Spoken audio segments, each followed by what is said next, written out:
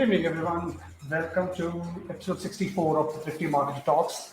Apologies, some technical snafu. I couldn't start it on time, but I'm here.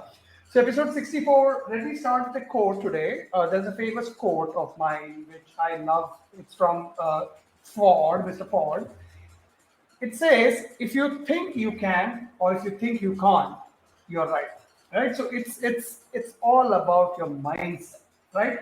So I always wanted to discuss about mindset on the show. I've been searching for guests who could come and speak about mindset, positive mindset, etc. So today I am joined with Kimberly Spencer, founder of Crown Yourself.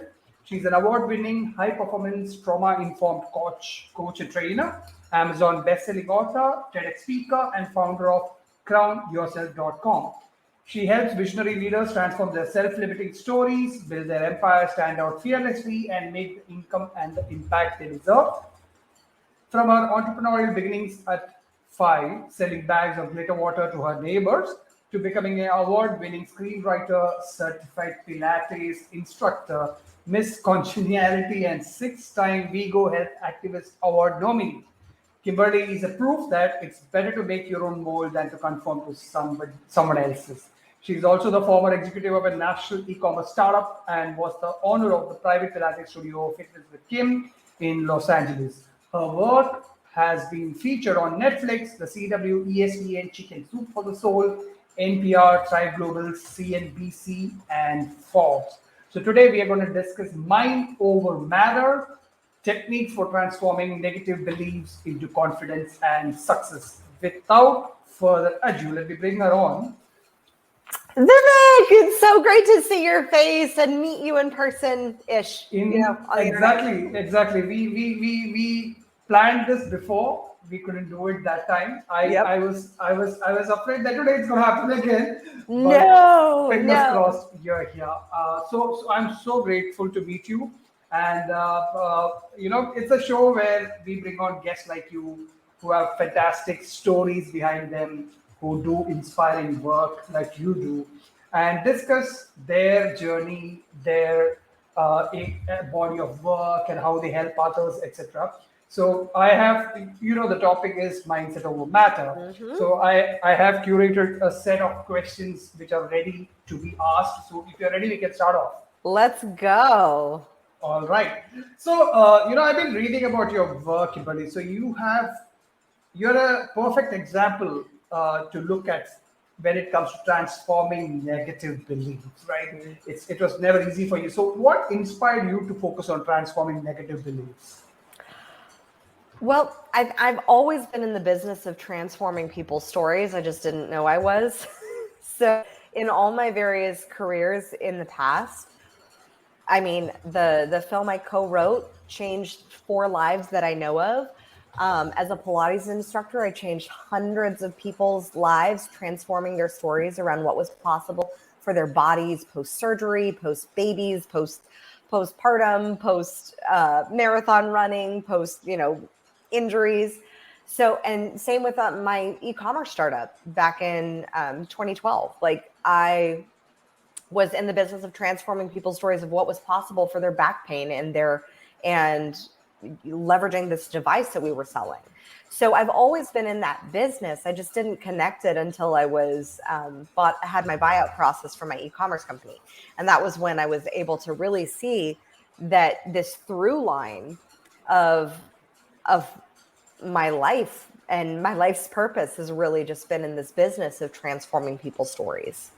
Fantastic. I can't wait to ask more questions on that. All right, so let's talk about negative beliefs in general. Let's dig down a little bit deeper. So can you share some common negative beliefs that hold people back? So we have 2 different types of beliefs. We have beliefs of meaning, because as humans, our minds are meaning makers, right? We connect. It's not necessarily the thing that's the problem. It's the meaning that we make of it. Like I could say, I could attach meaning to the fact that my coffee was, lukewarm. And I could attach a meaning a belief, a negative belief, that it was too warm because I was lazy, because I didn't want to heat it up. Is that necessarily true? No, I got busy. I was working with a client. My coffee got cold because I was so in the session. But it depends on the meaning that I make it. So there's two types of beliefs. There's beliefs of meaning I am, so an identification belief. And then there are beliefs of cause and effect. Because I did this, this is what happens. And this is what we see both types of beliefs when it comes to anything that's holding us back. So for example, with my clients, when I see a pattern coming up of like, oh, work has to be hard because then I won't make money. So they end up creating systems and unconsciously creating business partners, client relationships that make business and work very challenging. And thus they make money, but is that an effective belief? Not necessarily. So we have these two different types of beliefs, and they can also be positive beliefs because I wear sparkly clothes or clothes that make me feel good, I stand out and attract clients. Right. That can be a belief system as well. Any positive or negative belief falls into one of these two categories or both. So we're either making it an identity belief or a belief of cause and effect. Got it. I can totally relate to that. I have both kinds of negative beliefs. Yeah. we all do. And that's why it's like, as long as we're aware of it, as long as we can step back and become the conscious observer and become aware of the stories that we're telling ourselves. I mean, just earlier today, I was like, wow, I didn't realize that I had created this whole belief of meaning about disciplining my kids. And it was, so I still go through it today too. It's just allowing yourself to be gentle and graceful with yourself in your humanity as you work through the process. Because you're going to feel in the initial stages, especially when I first started doing this work, you're going to feel very uncomfortable. It's going to feel like, because nobody likes feeling wrong, right? And in order for us to create a life that we want to create, like our dream life, our dream business, the amount of success, love, happiness, joy we want to experience, we have to be wrong about who we have been. Right. And we have to be wrong about the beliefs that we've held in the past. So if I have a belief that because I yelled at my kid, that makes me a bad mom, well, I'm going to have to be wrong about that belief in order to lean into being the greatest mom that I can be. So that maybe yelling is like, so that I don't associate like yelling as in like, oh my gosh, I'm yelling to get them to prevent them from having danger. Right. Like, like, especially in our home in Texas, like we just recently found a scorpion. If I'm yelling at them to stop, like I want them to stop and freeze and have that moment so that it actually keeps them safe. It's not actually making me a bad mom. It's actually making me a good mom because I'm protecting them. But if I have a belief that because I yell or have yelled in general, that suddenly makes me not a conscious parent, then suddenly that's where we get into the funkiness of a negative belief that comes up. Right. So we all have them. Absolutely. Yeah, I think in normal lives, in day-to-day life, we don't think of beliefs in this way, like you explained, right? We are so used to our ways of living. We never take a pause and understand, okay, this belief is holding me back. We never do that. So it's good to hear these kind of insights actually. And that's why podcasts like yours, Vivek, are so important to this world, like for real, because without hearing, seeing, experiencing other people's perspective, we never get outside of our own environment. And if we don't, I'm sure you've heard the saying, and I'm sure your listeners have heard the saying, that you can never heal in the environment that made you sick. So if you're in a space of healing these negative beliefs and transforming your own story, it's only going to come when you change the environment around you. Now, most people think that means that they have to change their relationships or they have to like leave their partners, or that's not the case. What it means is you have to change the environment of exposure of who you're exposing yourself to. So one of the Right. greatest ways that I started transforming my story was when I was 19 years old. I moved out of my parents' house.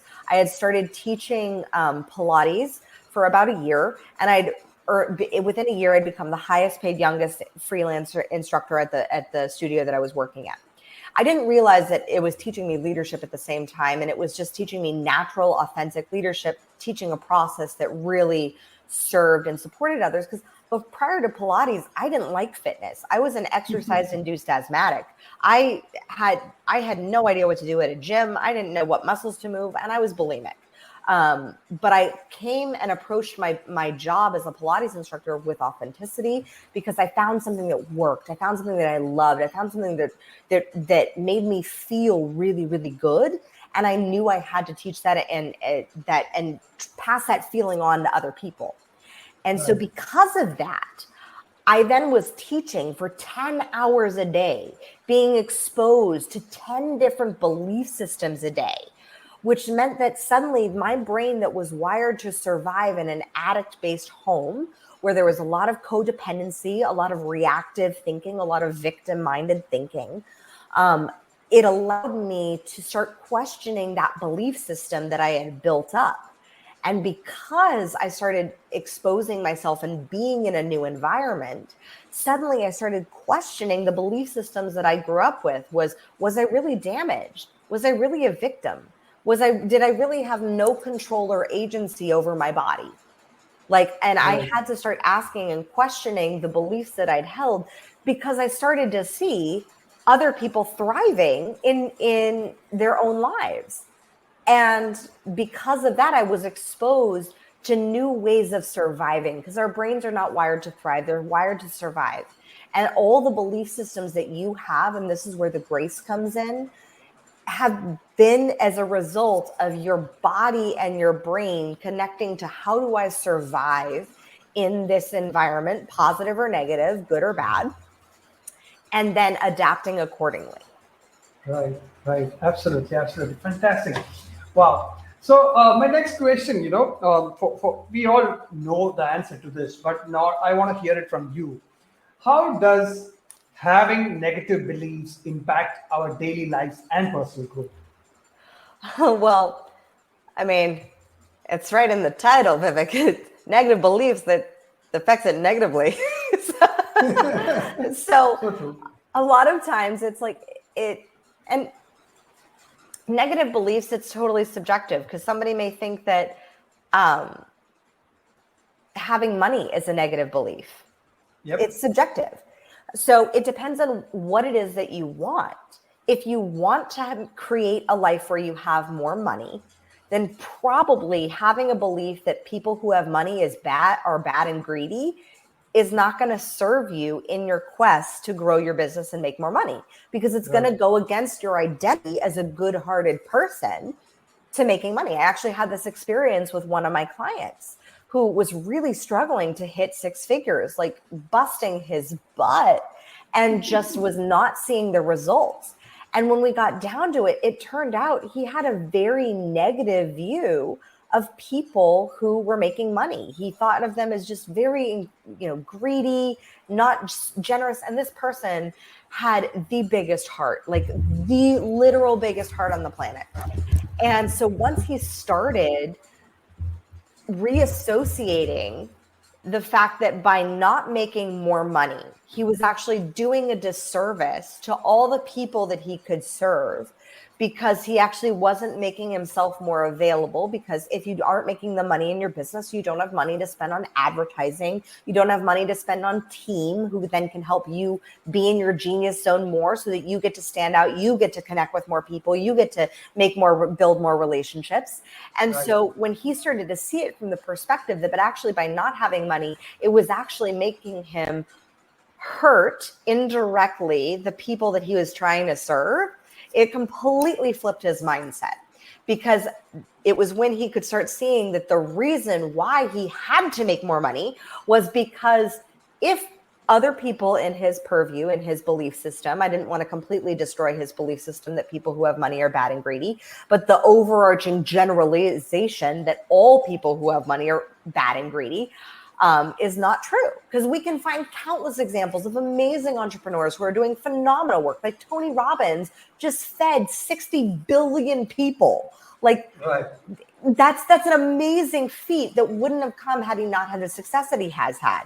So being able to look at who's actually countering to the belief that you perceive to have, like people who have money are bad and greedy, who's actually not falling into that belief, because then that doesn't mean that all people who have money are bad and greedy. It just means that then it comes down to the choices that people make, right? And then if it comes down to people's choices, then you can model the people who are making the choices that you want to be making, who are conscious, good-hearted, soul-led entrepreneurs who want to leverage their money for a greater cause, greater, ability to transform this planet and make it even better and beautiful, more beautiful, and serve more people. And so when you can then look at that and then say, I want to model that. And then if you're not making more money, this is how we flip the belief system on its head, that he was actually, instead of it being about his, the people making money is bad, it was that by you not making money, that's actually bad, because you're actually hurting the people who you could be helping, because you're not able to reach them. Right. And that changed his entire game.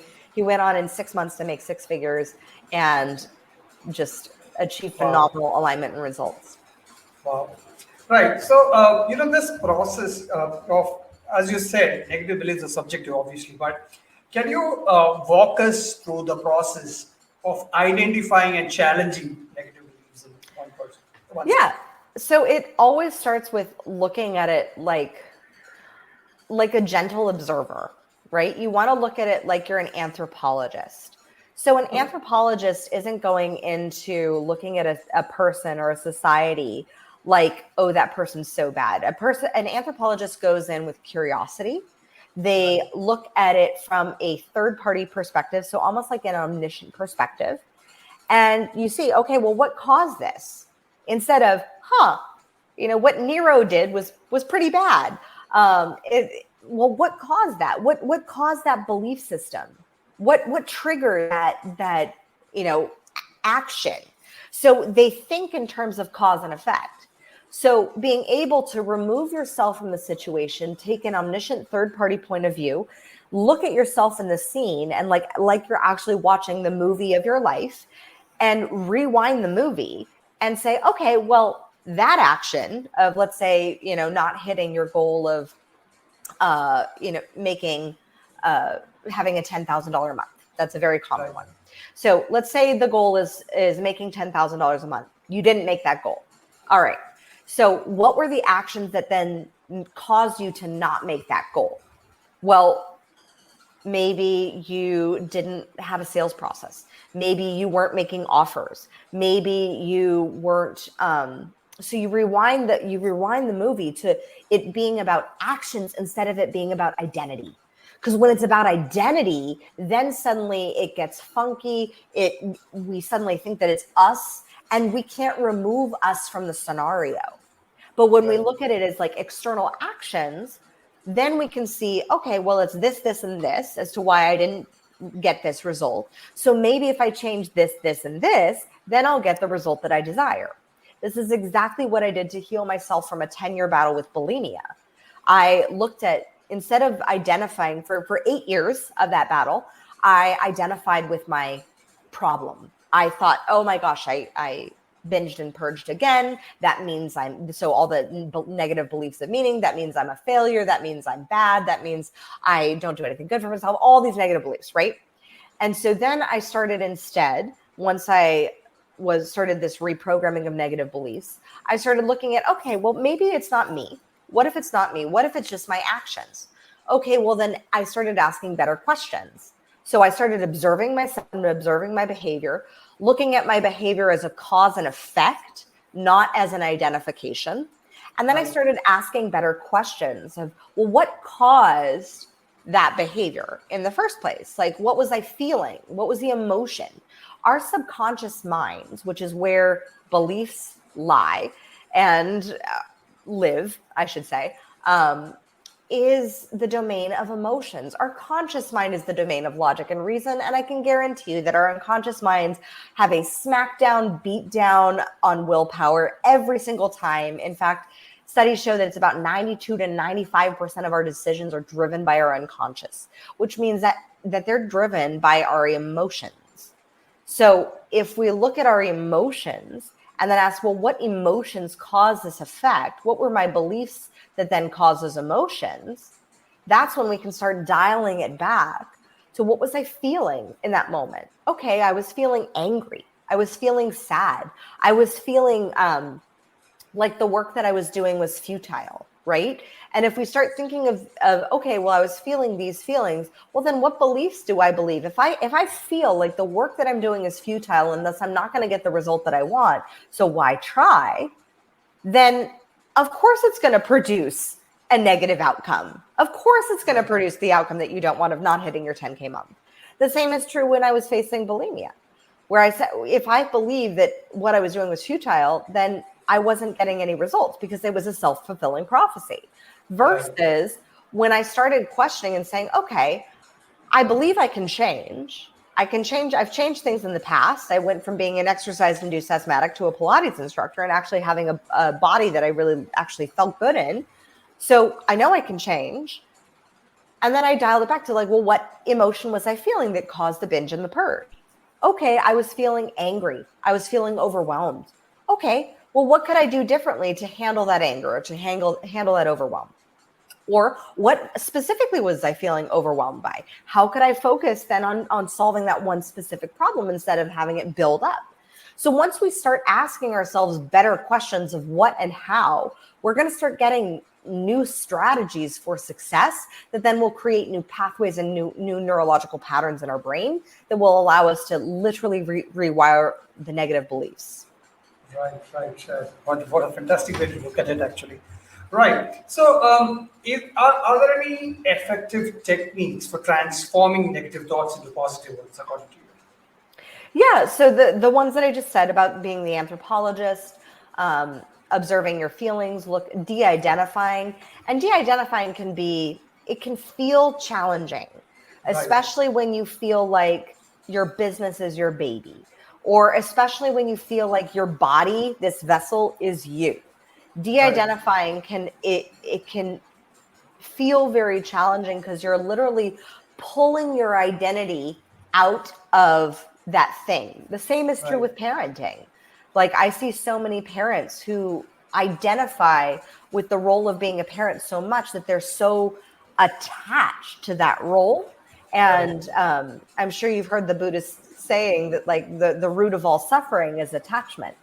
And so the suffering that it creates is our identification with these attachments to our bodies, to our businesses, and even to our kids. And so that's not saying don't be there, don't be present for your children. It absolutely be present for them.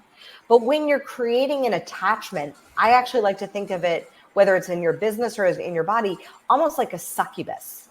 Like you're sucking energy and life force out of this entity when this is not you. Your business is not you. Your business is not your baby. Your kids are not you. They're their own person. And so it's you having autonomy over yourself and agency and seeing yourself as more than just the physical form or the in the role of the business owner. And it's allowing yourself almost in a spiritual way to zoom out to who are you at your beyond the roles that you play. Yeah, you're in all these different roles. You're a business owner, you're a parent, you're in a body. But who are you beyond that? And when you can de-identify from those roles, so because we make those roles mean some things. So it goes back to those beliefs of meaning, where if we believe I am a business owner, yeah, you are. And there's the paradox of you're so much more than that. Like you're not just a business owner. You're not just a parent. You're so much more than just any one role. So when you can de-identify with with the roles that you play, it's like an actor who has the variety to play multiple characters instead of getting pigeonholed into one role. Right? Like you want to be the Daniel Day-Lewis of your life and not, stuck in the same I'm trying to think of an actor who's very, very talented, but it's not coming to me. But you see what I'm saying? Like Daniel Day-Lewis radically changes into every single role. So it's very different. And he has that versatility. So the same is true with like who is the you that's required or that you want to show up in all of these various roles of your life. And then if you're not feeling like you're fully being that person, then that's where your growth lies. That's where you get to grow into that person, because that version of you is out there in the quantum realm. Like that version of you who's crushing it in business, who's an amazing parent, who is just rocking it on all levels and has a crazy fit body. Like that version of you is out there in the quantum realm, because if you can literally imagine it, it exists. Now it's your job to bring it into physical present reality. And when we do that, by de-identifying with the roles that we play. Right. Amazing. I've never heard things being put in that perspective, actually. Right. So another key term which keeps ringing when we speak about negative beliefs is self-confidence. So how does building self-confidence play a role in overcoming negative beliefs? Well, self-confidence is cultivated by courage. Like no one's born confident. And so we as adults somehow forgot that confidence is created through taking courageous acts and curiosity and competence. It's built through competence, because the more you get competent, the more confidence you get. It's an effect. We think of typically in Western society, especially, we think of self-confidence as a cause. And it's like, oh, once I'm confident, then I'll be able to, make my sales. No, like you'll get confident because you'll have all those no's, you'll deal with all those objections, you'll face all those yeses and the celebrations that come with that. And then you'll build your competence to be able to feel confident. True confidence comes from building competency, and it comes from courage. So when you see a baby becoming confident as a walker, right now, my son is 21 months old. And he walked pretty early on. He walked at about 9 months and he was a little shaky. Now he turns to me and goes, Mama, I run. And he's like, oh my gosh, is he fast? And so he runs, and he has this competency that he's built up, and a confidence, and sometimes overconfidence, because sometimes he overestimates his speed. He doesn't quite know. He can go so fast that he can actually trip over his own feet. So that confidence is also coming, like true self-confidence also comes with the humility of knowing your current acceptance of the limitations that you may have. And knowing that you can overcome any limitation should you just choose to grow into it. Right. Absolutely. Right. So other thing which I want to talk to you about was positive mindset. So do you have any tips on developing a positive mindset? That is one part of it. Second is maintaining a positive mindset. So developing a positive mindset, you're going to go through the learning process, which is very uncomfortable. And so that's why it's important to stay positive throughout the learning process, because we have so often been conditioned to not appreciate the process that comes from the continual repeated effort of making mistakes. And so positive mindset and having that comes directly with the humility and grace you give yourself for making mistakes along the way, and for your own ability to have self-forgiveness. When you can choose to, and recognizing that everything you do is a choice, conscious or unconscious, it is a choice. And Viktor Frankl said, one of my favorite quotes is, between stimulus and response, there's a choice. And it's in that choice that lies man's greatest freedom. Like our greatest freedom is in our power to choose our response in any given situation. And this is coming from a Holocaust survivor. So being able to choose how you respond. You may not like the choices that you're given. A lot of times you're not. Like there are many hard decisions that you may not like the choices that you're given, but you still have the freedom to choose and to choose your attitude in any given set of circumstances. And so recognizing that positive attitude, it comes as a choice, and it does come as it will be a daily reminder where, especially if you're having a day like I was having earlier, quite transparently, I was having a rough time with my 5-year-old and getting him out the door to his dental appointment. And it was like, he wasn't listening. And I was like, okay, took a deep breath. And I said, I am choosing to have joy in this moment. I'm choosing to make it fun. And so once I started choosing to be more playful with him and how I was trying to get him to do the thing that I needed to get him to do, which was get his pants on so I can get him out the door to his appointment on time. I was like, okay, I'm choosing. Okay, well, what if I chased him? Like, what if I made it a game? Like, what if, so it allowed me to be more creative instead of like getting negative and beat down of like, why aren't you listening to me? Like, like every parent, if you're a parent, you know, like, so the ability to make that choice and to choose your attitude, and it's going to come in those moments where, and why I say the learning process is uncomfortable, because at first you're going to realize, oh my God, Kim told me I could make the choice, and I didn't make the choice in that moment. And I instead continued to be negative. And now, you know, people are crying and okay, dang it, I messed up. And that's when it comes to having self-forgiveness and saying, okay, how could I do this better next time? Work through the negative process of looking at, okay, what caused the negativity in the first place? How was I thinking? What was I feeling? Okay, I was feeling unheard. I was feeling undervalued. I was feeling unappreciated. Okay, these are the things that I was feeling. Okay, those are things that I get to work on as a human. Those are nobody else's fault but mine. And then I get to work on those. Okay, how could I respond differently in the future? Okay, next time I'll take a deep breath.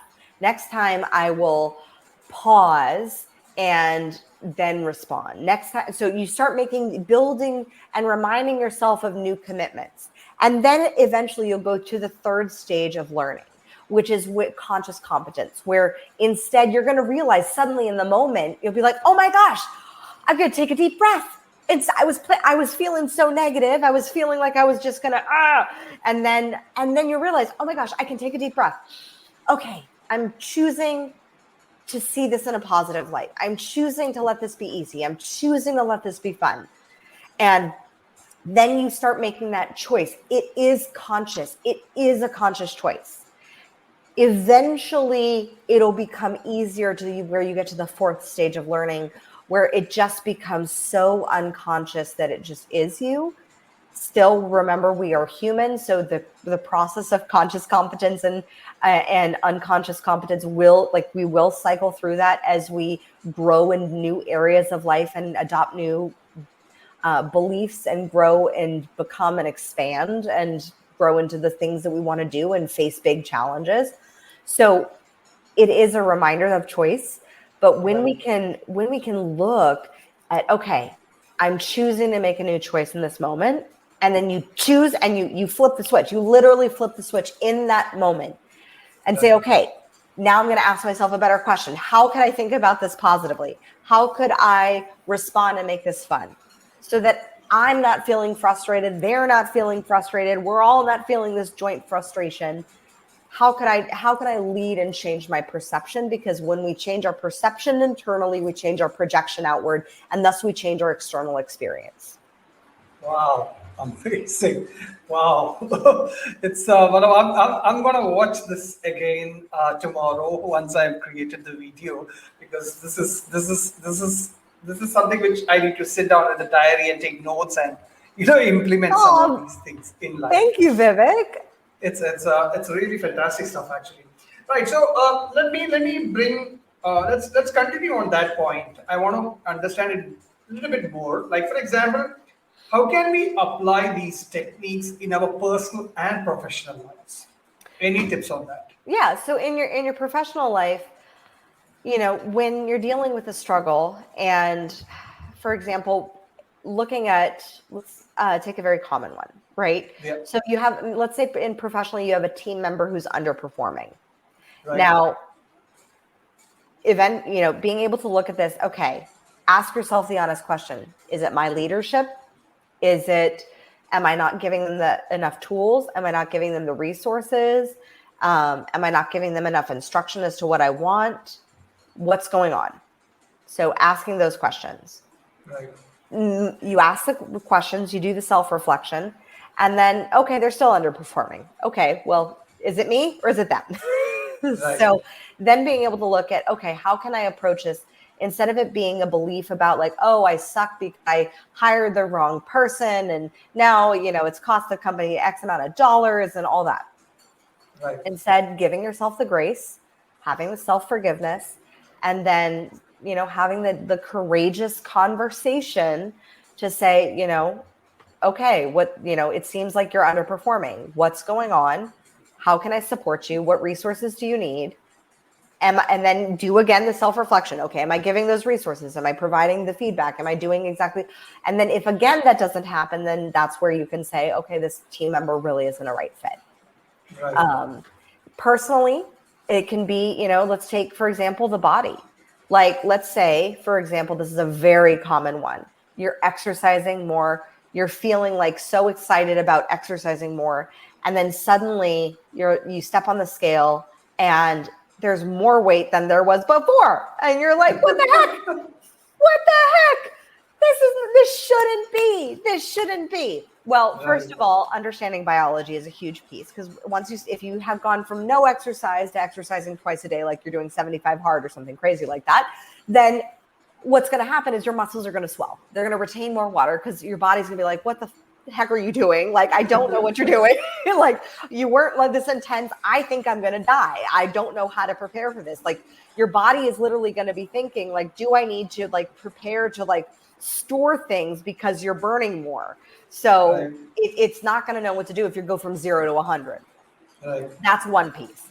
The second piece is, okay, well, let's look at cause and effect. Have I been eating more? And a lot of times this is true. If you start exercising more, you may naturally crave more food because your body's burning more and you may Right. not know it.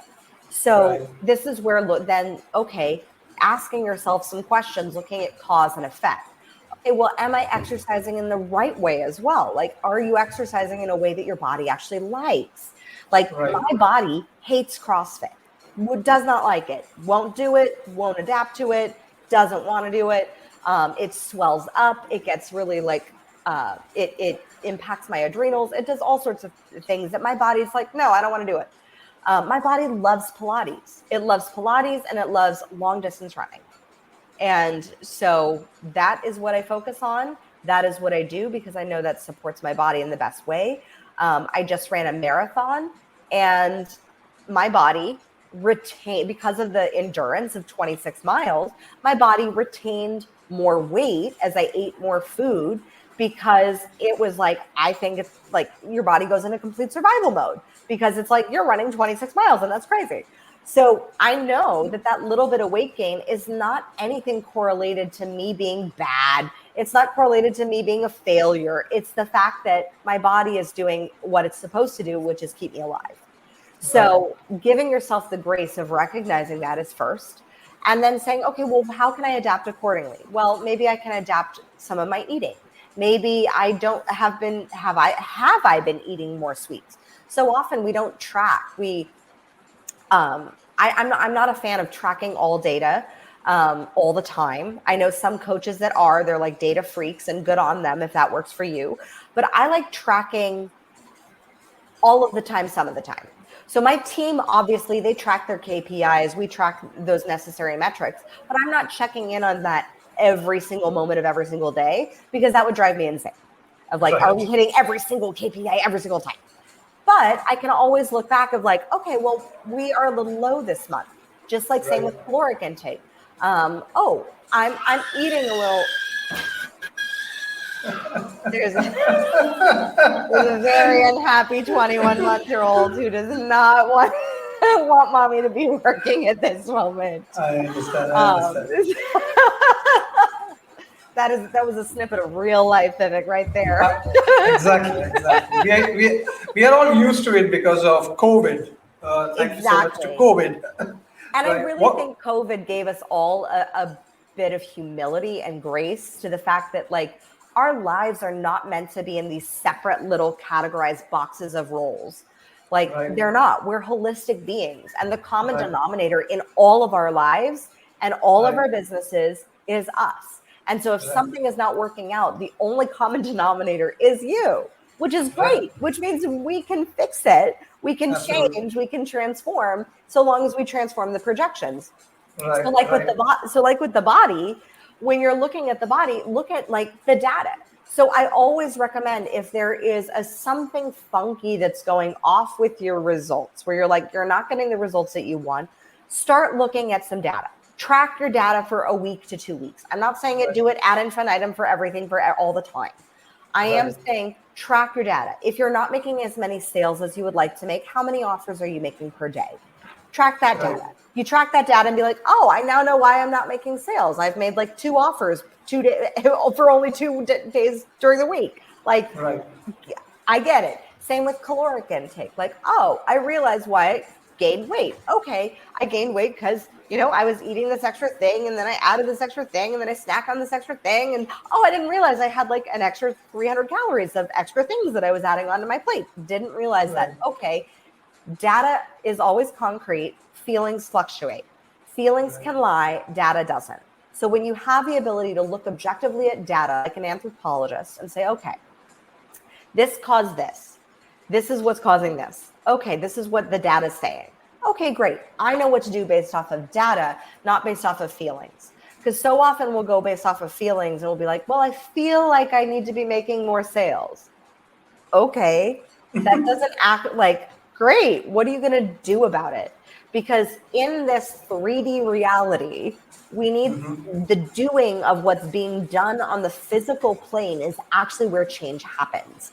So that's why I had one client who she did everything on every spiritual, mental, and emotional plane you could think of. She did so much healing work. She did trauma therapy. She did mindset work. She was journaling affirmations. She was saying her mantras. She was channeling. She was doing vision boards, and yet she made no money in her business.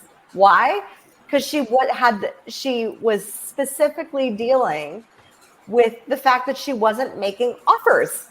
Unfortunately, all that great spiritual, mental, emotional work has to translate into tangible action. So unless you're doing the right tangible action on the physical plane, meaning typically it's something that requires courage, because courage is an activating emotion that is a higher vibration than fear, guilt, shame, anger, etc. When you're activating courage, that actually builds traction. So we have to look at our negative beliefs, because typically negative beliefs are in the lower vibration. And that's why in a lot of spiritual communities, they'll say, raise your vibe.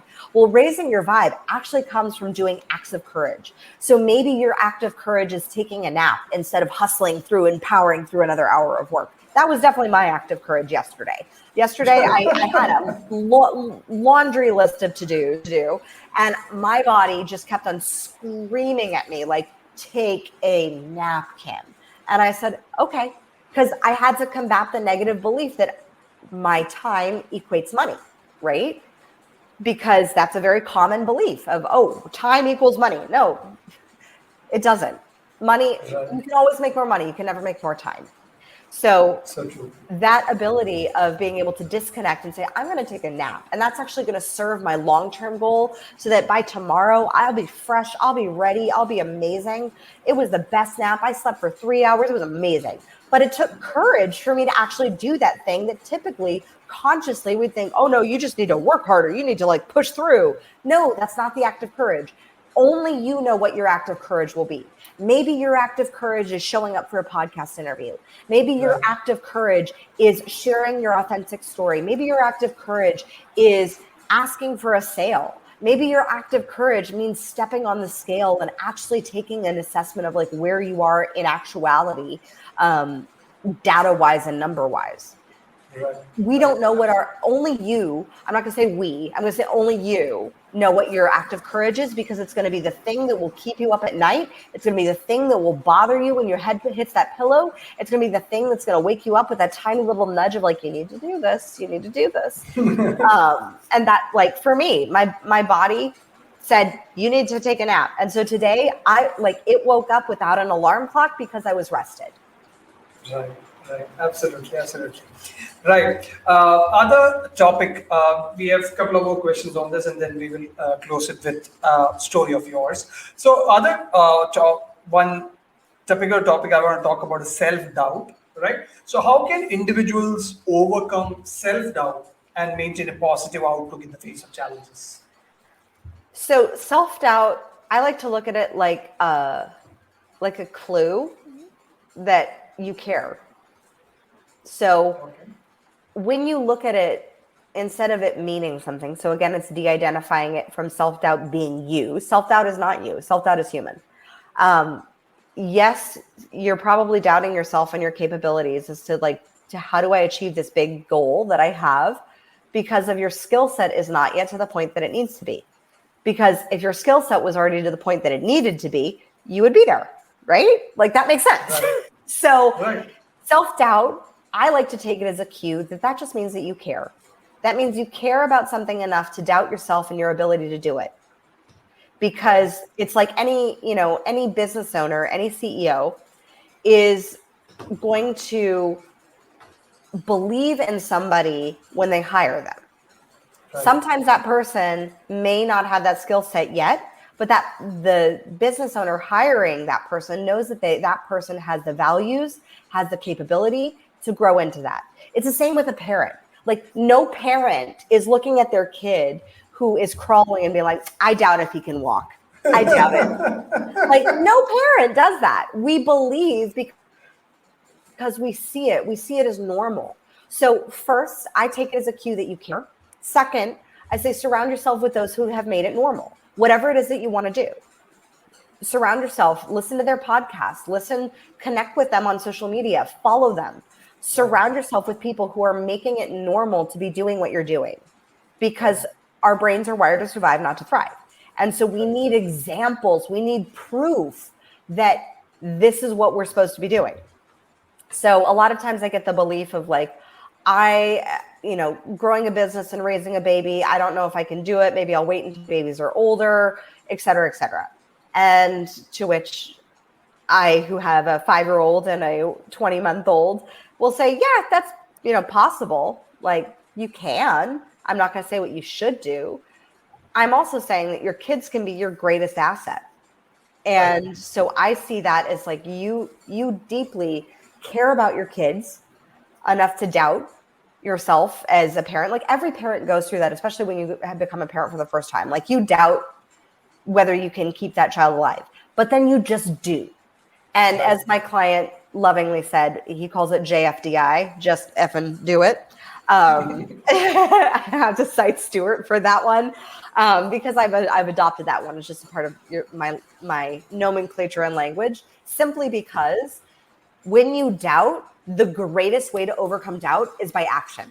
You do not overcome it in the mental realm. You do not overcome self-doubt in the spiritual realm. You overcome doubt with action, taking that courageous action that moves you toward competency. And being honest about where you are. That's a huge piece too. So if you're doubting yourself of like, I don't know how to build this thing that I want to build. And then you reach out to someone who's a mentor and saying, hey, I have this crazy idea. I'm looking for guidance. I know that what you've built and what you've done, this is what I'm looking at doing. I'm honestly in the very beginning stages. Can you help me? So often people are more apt to opt in to helping you, to give you a tip or steer you in a direction or give you a podcast to listen to. People want to help others. It just takes you asking. And so one of my favorite quotes is from Oprah, and she says, in life, you get what you have the courage to ask for. So ask. So true. So true. Right. All right. So last question on the topic is, you already spoke about quantum realm and a lot of spiritual, physical things, right? So what role does visualization and affirmations play in transforming negative beliefs into confidence and success? So I'll start with first affirmations, and then I'll go to visualization. So affirmations are great if you actually believe them. Like if you believe them in your body. Now, your body is going to say what is bullshit and what is not. Excuse my language, but it's true. Because if you say, and you can feel it literally in your heart. So if I were to ask you, if you put your hand on your heart and you say, hi, my name is Vivek. Seriously, go ahead. Oh, all right. Yeah, go ahead. Yep. Hi, my name is Vivek. How does that feel? Feels good. Yeah.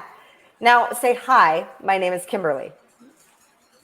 Hi, my name is Kimberly. Right? Okay. How does that feel? Felt a bit weird. Yeah. Right? Okay. Exactly. The same is true with affirmations. So our hearts know our identity. And if we're saying an affirmation that our hearts don't resonate as true, then what's going to happen is our heart is basically going to be like, BS, BS. It's a built-in bullshit meter. It's like, it's going to be like, this is BS, BS, BS. And it's going to bounce it off. Like it literally will push it away from us believing it. And thus it makes that thing that we want to affirm as real, not like farther away from us. So actually, we want affirmations have to be dialed back to the level of believability that saying your own name is. Wow. So otherwise, it will not resonate as true. Your heart's going to reject it. I mean, I definitely went through a period where it was in 2017. I was a new mom. I was really struggling that year as a mom with my son and also growing a business. And I was working with a coach who was like hell-bent on affirmations. And this is when I went way down the affirmation rabbit hole. And I was saying, I am, strong and capable. And meanwhile, I was feeling like complete crap. I was feeling so incompetent. I was feeling exhausted. And I didn't know how to so the more I said it, the worse I felt, because our bodies are the domain of the unconscious mind. And so if you say something that doesn't emotionally resonate, so you have to be able to dial any affirmation back to the level of truth that resonates with your heart. Even if it's to the point where you say, I am willing to believe that I can choose to be strong. Even if it's to that point. And if at that point it resonates with you, then that's the affirmation for you. And then you can build on that. But just saying, I am strong and capable, when your heart and your body is like, no, you're not. I don't feel strong. No. Like it literally makes it harder and pushes the affirmation farther away from you, making you feel worse. So that's my first thing on affirmations. Second thing, visualization. Visualization absolutely works. In fact, Tony Robbins, I just came back from Peter Diamandis' A360 Mastermind where Tony spoke. And he had the whole room of 360 people say, we stood up and we pointed our arms forward and we turned around and pointed in a direction. And he said, great. And so then he had us all close our eyes again, visualize turning farther beyond what we had done, and even farther to the point where we were visualizing to the craziest extent that we were literally turning our entire torsos around in a 360 degrees. And then he said, okay, now try it again. And every single person in the room was able to go turn farther, point at a completely different point than they were before, because their minds saw it before it happened. To run a marathon, right? My first marathon, I had never run a marathon in my life. I used to be an exercise-induced asthmatic. I used visualization before I even knew what visualization was. And all I kept seeing was just the runners in front of me. All I kept seeing was me crossing the finish line. And all I kept saying to myself was, run, walk, or crawl. I'm getting across that finish line.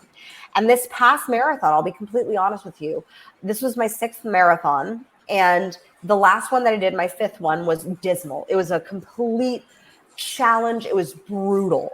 And I was so scared that I would have the same result again, that I didn't train as hard, that I trained, and I trained harder, but I was so scared to go that extra mile. I was so scared. But the thing that I kept doing was I kept visualizing myself crossing. I kept visualizing myself crossing pain-free, where I hadn't injured myself, because I injured myself in the 2018 one. I kept visualizing myself continuing and moving forward. And even though I only trained up to running 10 miles, I still was able to successfully run 26.2 miles with only running up to 10 miles in training. Now, I trained consistently. I didn't run past 10 miles, but I trained consistently doing 6, 7, 8 miles regularly. So it wasn't like don't train, but it does mean the visualization power of us achieving our goals is so essential. And I mean, for me doing my TEDx talk, when I landed my TEDx talk, I saw the outfit that I was speaking in.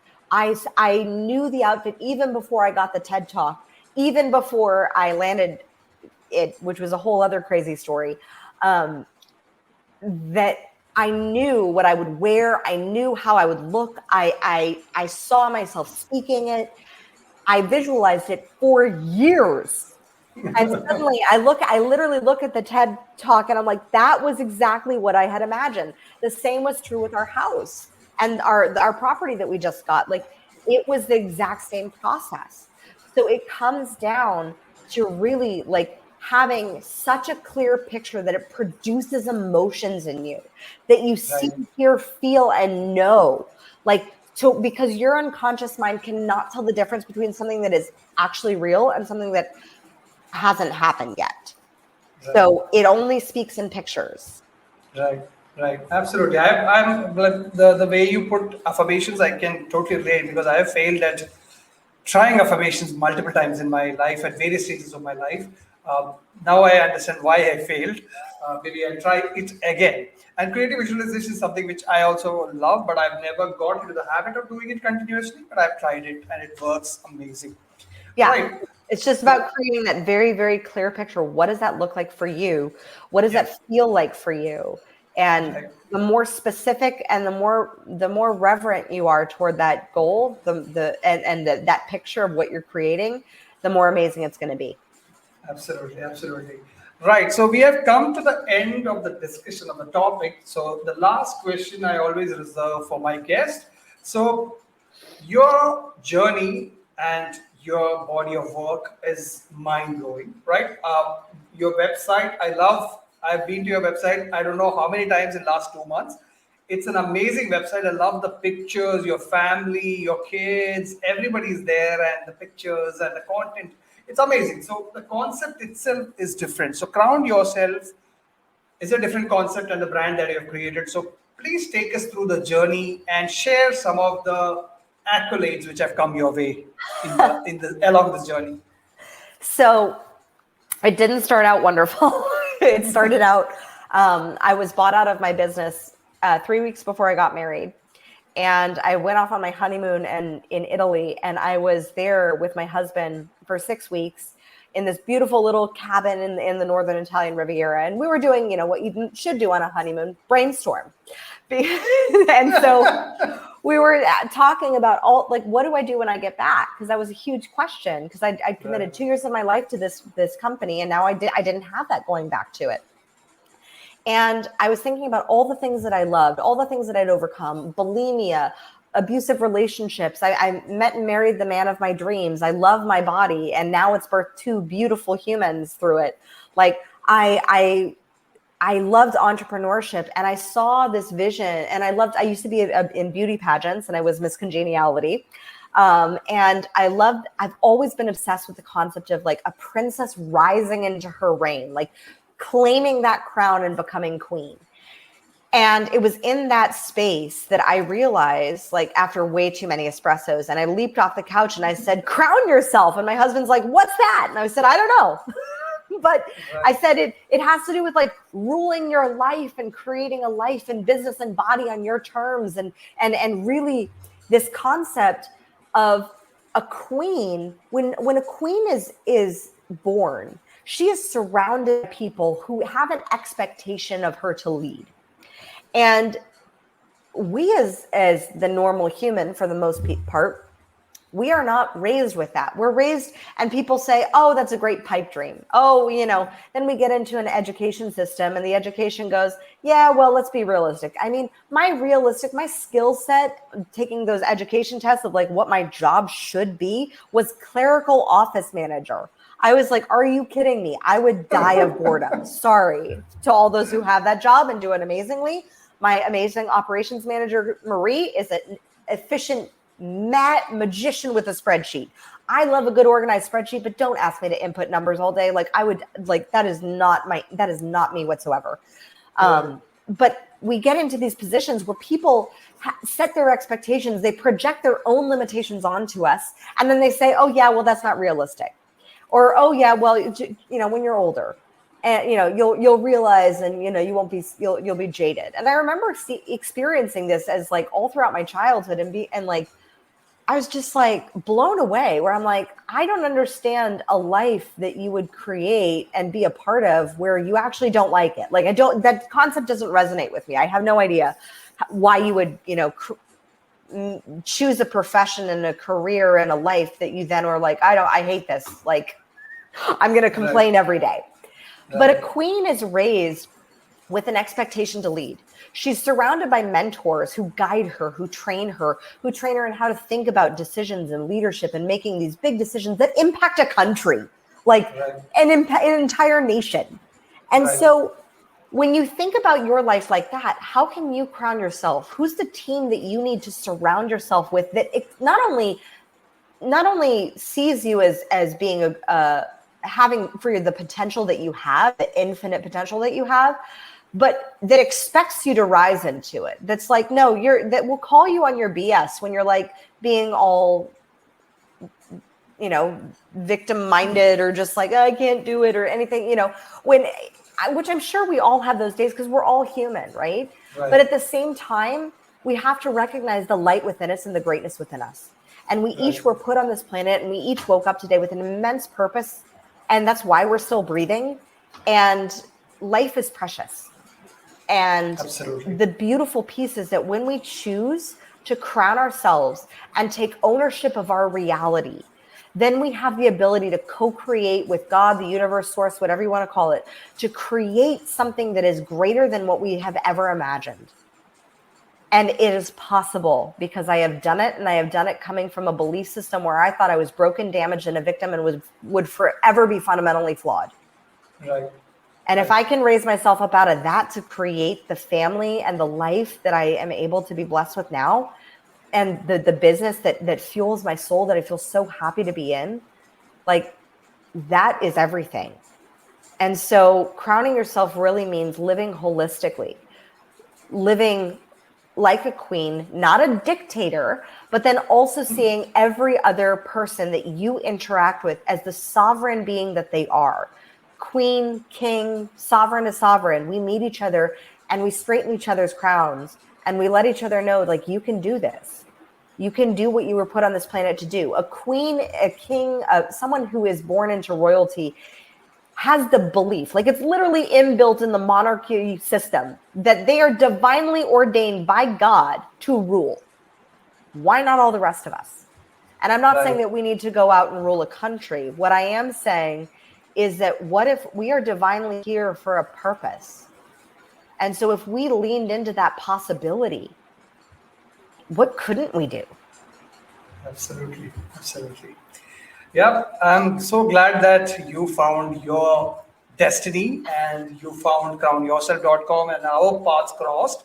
And I loved this conversation so much. I will post the video and I'll watch it myself again. Thank you so much for your time, Kim, and I'll speak to you soon. Thank you, Vivek, so much. And for all of you on the audience, connect with me on LinkedIn. I would love to further the conversation with you. So thank you so much for watching and tuning in. Absolutely. Thank you so much. Right. So that was Kimberly Spencer. You should check out crownyourself.com. Amazing body of work behind her. She has done such amazing work with people. So if you struggle with negative beliefs, growth mindset, reach out to her. She's available on LinkedIn. But check out our website, crownyourself.com. So that was episode 64, done and dusted. So next week, I have an amazing guest coming, but let me share a scary statistic first. Today I started with a quote. So, scary statistic is this: worldwide, 1 out of every 3 teen is bullied. Right? 1 out of every 3 teen is bullied. So, my next guest is all about her mission. Her company's mission is about fighting bullying in schools and colleges via storytelling. So I can't wait to meet her next week. So I will see you all with episode 65, same time next week, same place. So take care, stay safe, and God bless. Bye.